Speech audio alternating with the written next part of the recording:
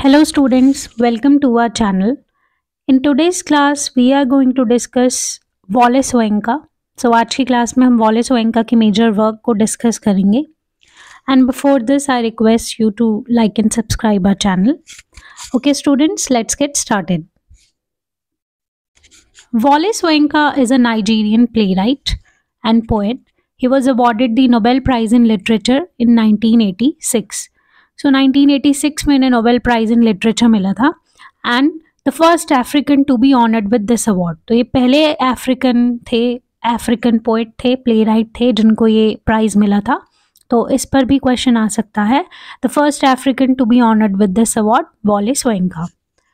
सोयिंका was born in Yoruba family. तो ये जो योरुबा वर्ड है, योरुबा फैमिली को बिलोंग करते हैं ये and followed the Yoruba religious traditions. तो इनकी जो राइटिंग ड्रामेटिक टेक्निक है वो भी रूटेड है इसी कल्चर में, योरुबा से. ठीक है, तो इस पर बेस्ड भी एक क्वेश्चन आया था जो भी हम डिस्कस करेंगे. He wrote about his childhood in his memoir Ake the years of childhood. The years of childhood जो इनका वर्क आया था, he was the play reader at the Royal Theatre. तो ये इन्होंने अपने चाइल्डहुड के बारे में लिखा था इस वर्क में, तो उसका नेम ही बता रहा है. His first major play, The Swamp Dwellers. Swamp Dwellers इनका मेजर प्ले था. 1958 में ये वर्क आया था. एंड इसके बाद The Lion and the Jewel, another important work, 1959 में आया था. तो The Swamp Dwellers इनका वर्क पूछा जाता है इसका नेम कि ये किसने लिखा है, तो Wole Soyinka. And The Lion and the Jewel. ठीक है, तो ये दो वर्क हैं, इंपॉर्टेंट वर्क है, The Swamp Dwellers and The Lion and the Jewel. Lion and the Jewel ये कॉमेडी है. The Invention was his first work. Invention इनका first work है which was produced at the Royal Court Theatre in 1957. So Royal Court Theatre में ये perform हुआ था, produce किया गया था. The Invention ये इनका फर्स्ट वर्क था. ठीक है, The Invention. His work A Dance of the Forest, 1960 में जो इनका वर्क आया था Dance of the Forest, वो एक क्रिटिसिज्म था, biting criticism of Nigeria's political elites. Okay, so political elites पर ये एक क्रिटिसिज्म था. And this play one as the official play for Nigerian independence day in 1960. तो नाइजीरियन इंडिपेंडेंस डे 1960 पे ये ऑफिशियल प्ले अनाउंस कर दिया था. This play one as the official play. ठीक है, इंडिपेंडेंस डे 1960 में. तो ये भी इम्पॉर्टेंट वर्क है इनका, a dance of the forest. 1960 में ये वर्क आया था. सो अब Yoruba family and Yoruba tradition, religious tradition को ये फॉलो करते थे. तो इसी पर बेस्ड एक क्वेश्चन भी आया था एग्जाम में, that Wallace Soyinka's dramatic technique are deeply rooted in dash folklore and religion. So Yoruba इसका करेक्ट आंसर है. सो वॉलेस सोयिंका की ड्रामेटिक टेक्निक जो है वो डीपली रूटेड है folklore एंड रिलीजन. तो वो जो folklore एंड रिलीजन है वो है योरुबा. ओके, तो इस पर बेस्ड भी क्वेश्चन एग्जाम में आया हुआ है. सो योरुबा ये वर्ड इंपॉर्टेंट है, इससे कनेक्टेड है वॉलेस सोयिंका. ओके, नेक्स्ट 1976 में इन्होंने पब्लिश किया poetry collection that is Ogun Abibiman and collection of his essay entitled myth, literature and the African world. ठीक है, तो जो पोएट्री कलेक्शन है that is Ogun Abibiman. He founded a theatrical group called the Guerrilla Unit. तो the Guerrilla Unit इन्होंने एक group, theatrical group found किया था. 1962 में his essay towards a true theater was published. 2014 में he got International Humanist Award.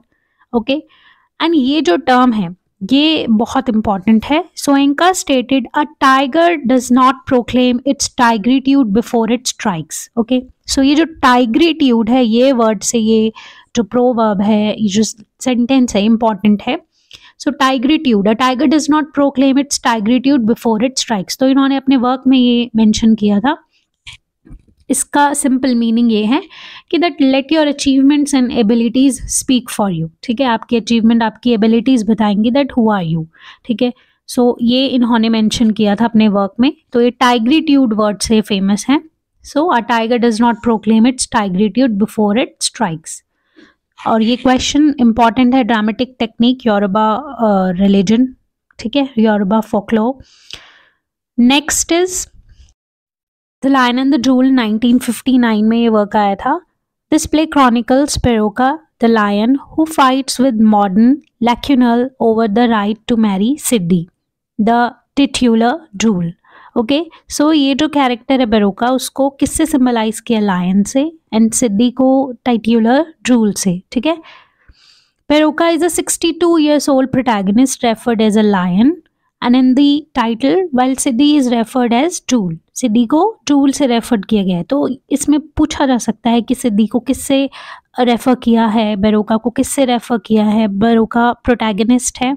Okay, the lion and the jewel, characters के name पता होने चाहिए. Baroka the lion, Sidi the titular jewel and Lakunle. In this play, Soyinka emphasizes the theme of the corruption, African culture and how the youth should embrace the original African culture. तो इसमें उन्होंने mention किया है corruption को, African culture को, और किस तरीके से यूथ को, जो अफ्रीकन यूथ है, उसे एम्ब्रेस करना चाहिए अपने ओरिजिनल अफ्रीकन कल्चर को. ठीक है. तो the lion and the jewel भी इनका इम्पॉर्टेंट वर्क है. Next is a dance of the forest. A dance of the forest इनका वर्क आया था. Most recognized play by Soyinka. ठीक है. And the play was presented at Nigeria's Independence Day celebration 1960 में ये present किया था इस वर्क को, Dance of the Forest. ये एक political satire है. Okay. So it denigrated the glorious African past. देखो, denigrated का मतलब होता है defame करना. Okay. Denigrated का मतलब है defame करना, यानी किसी की निंदा करना. So it denigrated the glorious African past and warn Nigerians and all Africans that their energies henceforth should be spent trying to avoid repeating the mistakes. ठीक है, that have already been made. तो ये एक satirical play है. इसमें criticise किया था political system को, सोशल कंडीशन को नाइजीरिया की, और जो मेन जो चीज़ थी वो aftermath of colonisation.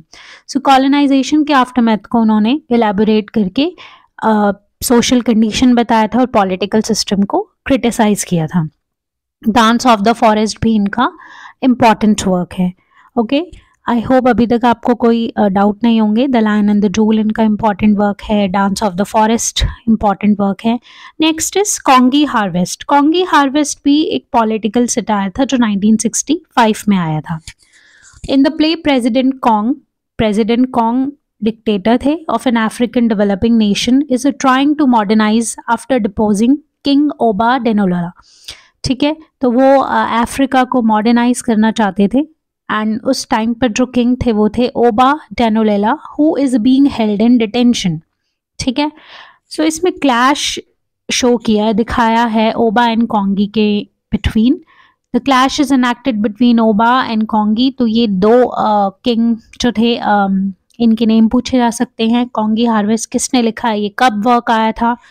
ओबा being a traditional head, ओबा जो थे वो ट्रेडिशनल थे, कॉन्गी मॉडर्निस्ट थे and constitutional head, and the traditional forces are being stifled out of life by Congi's dictatorship, and Obas have been rejected as rotten waste. and ये कुछ important lines हैं, ये भी पूछी गई हैं एग्जाम में कि ये लाइंस जो हैं किस वर्क से ली गई हैं, इस वर्क को किसने लिखा है.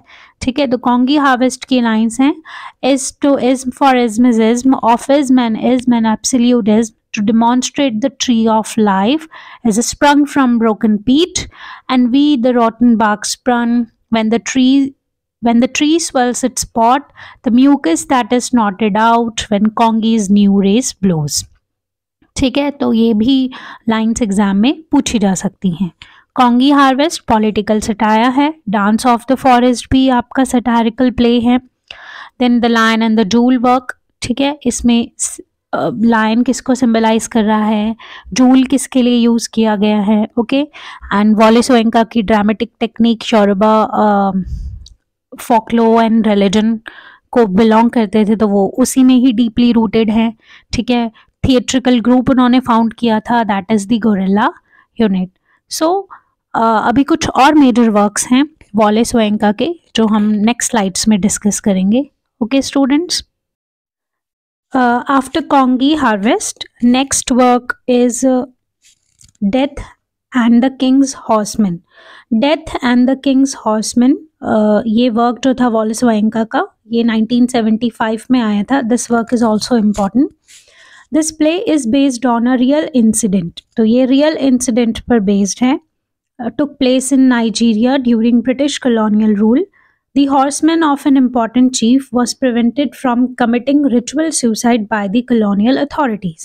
So इस स्टोरी में बताया गया है कि कैसे एक हॉर्समैन के सुसाइड को रोका गया था, कॉलोनियल अथॉरिटीज़ ने रोका था। ठीक है, तो इस प्ले में उन्होंने नाइजीरिया के कल्चर को एक्सप्लेन किया है एंड कॉलोनियल अथॉरिटीज़ के इन्वॉल्वमेंट को एक्सप्लेन किया है। The play builds upon the true story of the character Elesin. ठीक है, कैरेक्टर हैं एलिसन, तो ये कैरेक्टर इंपॉर्टेंट है, इनका नेम पूछा जा सकता है। Death and the king's horseman में main protagonist Elesin. The king's horseman, ये एक हॉर्समैन थे किंग के। According to Yoruba tradition, Yoruba tradition के अकॉर्डिंग जब भी चीफ की डेथ होती थी, किंग की डेथ होती थी, तो the death of a chief must be followed by the ritual suicide. तो एक रिचुअल सुसाइड होता था कि किंग की आफ्टर लाइफ में उनका हॉर्समैन उनकी हेल्प करेगा। अगर हॉर्समैन को का सुसाइड नहीं किया गया, हॉर्समैन को किंग के साथ नहीं भेजा गया, तो किंग की जो सोल है वो अर्थ में ही मूव करती रहेगी। सो ये एक रिचुअल था नाइजीरिया का। So the death of a chief must be followed by the ritual suicide of chiefs horseman because the horseman's spirit is essential to helping the chief spirit ascend to the afterlife। ठीक है, after life में help करने के लिए horseman के spirit को भी उनके साथ भेजना होता था। Otherwise chief spirit will wander the earth and bring harm to Yoruba people.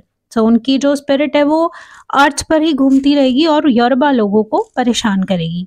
Bring harm to Yoruba people. So ये एक रिचुअल सुसाइड था जिसको कॉलोनियल अथॉरिटीज ने रोक दिया था। The first part of the play documents the processes of suicide ritual. So suicide ritual को explain करता है first part, ये parts में divided है ये story, with the potent life of loving figure Ellison. So Ellison जो है वो अपनी आफ्टर लाइफ, अपनी डेथ से पहले अपनी लाइफ को एंजॉय करता है। सो सेलिब्रेट करते हैं, living out his final day, because उनका फाइनल डे था तो वो सेलिब्रेट करते हैं before the ritual process begin. At the last minute, the British colonial rule Simon Pilkings intervenes the suicide being viewed as barbaric, illegal by the British authorities. So British authorities के according ये चीज़ें illegal थी, तो ये चीज़ें नहीं होनी चाहिए थी। Suicide ritual उनके according illegal था। When Yoruba people accuses Alcindson Olande and they said कि अब फादर के प्लेस में उनके बेटे को ये चीज़ें करनी चाहिए, and commits ritual suicide in his father's place as to restore the honor of his family. Father's place as to restore the honor of his family and consequently Ellison kills himself. Okay, so ये story थी Death and the King's Horseman 1975 में ये work आया था। Basically इसमें explore किया था tensions between British and Yoruba cultures in colonial Nigeria. Okay, so यहाँ पे थोड़ा बहुत टेंशन थी क्योंकि ब्रिटिश अलग कल्चर है, योरुबा अलग है, तो दोनों में डिफरेंसेस होंगे, तो वो डिफरेंसेस को एक्सप्लेन किया है वॉलेस वायंका ने इस वर्क में। नेक्स्ट अगर इनके वर्क की बात करें तो कुछ प्लेस थे। द स्वेम ड्वेलर्स अभी हमने डिस्कस किया था, 1958 में ये वर्क था। ठीक है, आया था 1958 में। The lion and the jewel, the lion and the jewel ये इसी का पार्ट है। 1959 में ये वर्क आया था। डांस ऑफ द फॉरेस्ट 1960 में आया था। द स्ट्रॉन्ग ब्रीड ये 1964 में आया था ये वर्क। ठीक है, मैडमैन एंड स्पेशलिस्ट 1970 में था। सीजन ऑफ एनॉमी ये 1973 में आया था ये वर्क, ये यहाँ पर है, ये वाला ईयर इनका है। डेथ एंड किंग्स हॉर्समैन 1975 में आया था। ठीक है, कॉन्गी हार्वेस्ट 1965 में आया था। It's a political satire. The road भी इनका इंपॉर्टेंट वर्क है। Now next is the interpreters. The interpreters 1964 में आए थे। ये क्वेश्चन एग्जाम में पूछा गया, द इंटरप्रेटर्स वर्क किसने लिखा है, तो by Wallace Soyinka. Okay, the interpreters work भी इंपॉर्टेंट है। Myth literature and African world view 1976 में ये वर्क आया था। Okay, so myth literature and the African world, the interpreters, और ये कुछ इंपॉर्टेंट प्लेज है। सो ये वर्क थे बाय वॉलेस वेंका। सो ये कुछ इंपॉर्टेंट मेजर वर्क्स थे जो एक्सप्लेन किए हैं, एग्जाम पॉइंट ऑफ व्यू से इंपॉर्टेंट हैं। अगर आप देखेंगे तो इनके कैरेक्टर्स आपसे एग्जाम में पूछे जा सकते हैं, या इन वर्क्स के नेम पूछे जा सकते हैं कि ये वर्क किसने लिखे हैं। ओके, आई होप स्टूडेंट्स आपको वॉलेस वेंका के वर्क्स समझ आ गए होंगे। अब आपके वॉलेस वेंका के वर्क्स पर या इन ऑथर पर कोई डाउट नहीं होंगे। Okay students, thanks for watching. So if you like this content, do subscribe our channel and don't forget to like this video. Thank you.